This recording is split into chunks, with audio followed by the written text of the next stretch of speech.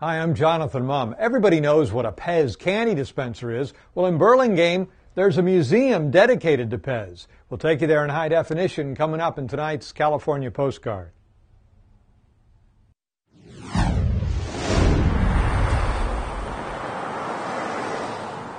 Walking by 214 California Drive in Burlingame, you'll still see the sign for Computer Spectrum on the door.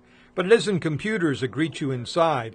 It's a collection of Pez dispensers the owners first started bringing in to amuse the customers. They were fun to look at, and it would make us a little different. People would enjoy seeing them while they're buying their computer. And basically what happened, within a period of 12 months, they took over. People come to the museum. Which is how Gary Doss became the curator of the Burlingame Museum of Pez Memorabilia, a museum that has an example of every single Pez dispenser ever made. People are always surprised when I tell them that Pez dispensers have always been made in the country that gave us Arnold Schwarzenegger. They come from Austria. In the 20s, they were just little bricks of peppermint that came in a tin.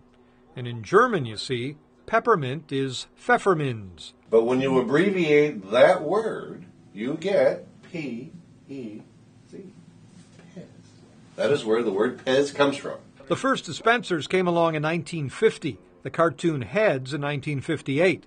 Not that all the heads are cartoon characters.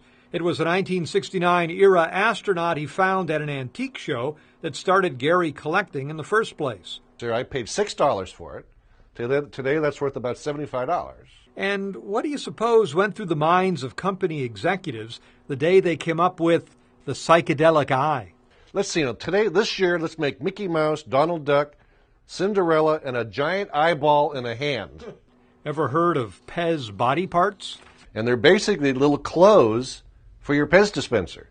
They snap onto the stem of any Pez, and then you can dress them up. They weren't ever sold in the United States. The U.S. did have bicentennial Pez, though, in 1976. Still, the rarest Pez of all is 1972's Make-A-Face Pez. So it was like a Mr. Potato Head Pez dispenser.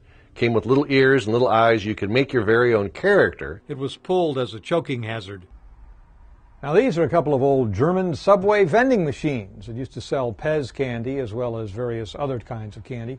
When you come in here, if you happen to have a few Pfennig in your pocket, that's an old German coin, well, they still work. Gary also has his own Pez, the world's largest. Took a year to design and build. Today it's in the Guinness Book of World Records. There's a little snowman inside with a certificate that says this just came out of the world's biggest Pez. So why, after all these years, is Pez still so popular? Gary says part of the appeal is they're silly. And for collectors, they're a nice little investment, and they're fun to look at, and they come with candy. What could be better than that? In Burlingame, Jonathan Mumm, News 10.